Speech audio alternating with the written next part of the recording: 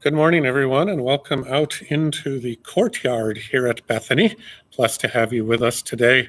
We're sitting here right in front of a beautiful, beautiful maple tree. This tree is gorgeous. Actually, not a maple. Thought it was a maple. It's not a maple. Anyway, it's a beautiful tree. Multi-limbed. I love multi-limbed trees. They're gorgeous. The courtyard here at Bethany is a very peaceful place to kind of come and think and rest and pray and just kind of enjoy nature. There's a robin flying around. Our duck family just moved out. We helped them down to the river last week. This week's gospel is actually about the outdoors. It's Jesus and the disciples being on a boat, and a big storm comes along, and there's followers on other boats also nearby, and Jesus is sleeping, and the disciples start to panic and say, "Don't you care that we're all about to drown and perish?" And Jesus wakes up, looks around, sees the wind, sees the storm, sees the waves, and just simply goes, "Be still, be quiet." And the storm ceases just like that.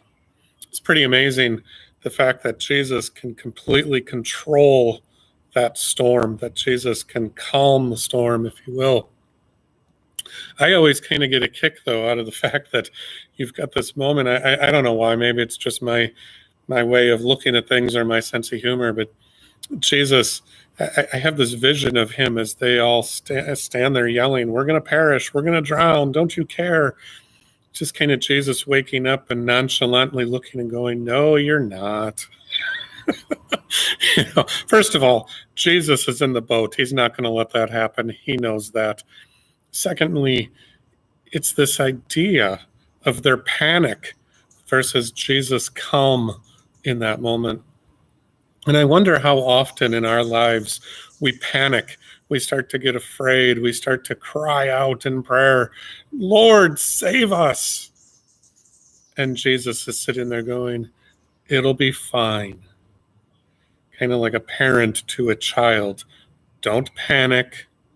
Don't be dramatic. It'll be fine. I think it's amazing in some ways. We have a tendency, right, to think of everything that happens in our lives as being this big thing. We panic at the simplest things. We get stressed at the simplest of things. There's this saying, in the office, that whatever we don't get done, somebody else will.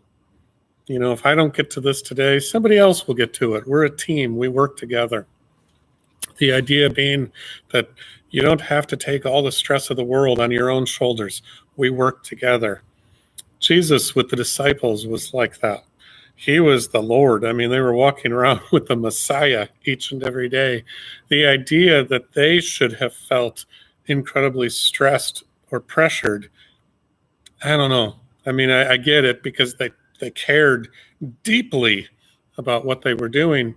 But at the same time, the Lord was right by their side each and every moment of every day. And maybe that serves as a reminder to us that no matter what we do on each given day, the Lord is right by our side. It's not a promise that the world is going to be perfect. It's not going to be perfect. That's not the promise. But the promise is that Jesus is always by our side. The Lord is always right there. And when we panic, and when we cry out in panic, Jesus' response is just a very calm, "You're okay. You will be fine. I'm right here with you."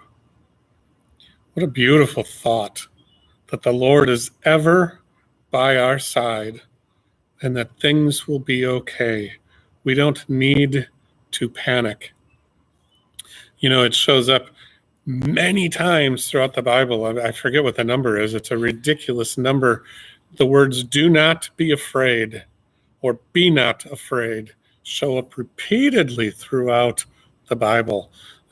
Deuteronomy 31:6, all throughout the Gospels, repeatedly. It just keeps showing up. Be not afraid. Be not afraid, because the Lord is ever by our side. I love this gospel. Jesus standing up and simply saying, "Be quiet, be calm," and the storm just goes away. Pretty amazing. What a blessing. We have the Lord by our side. We have nothing to be afraid of. We are blessed. This is the day the Lord has made. Let us rejoice and be glad in it. Amen.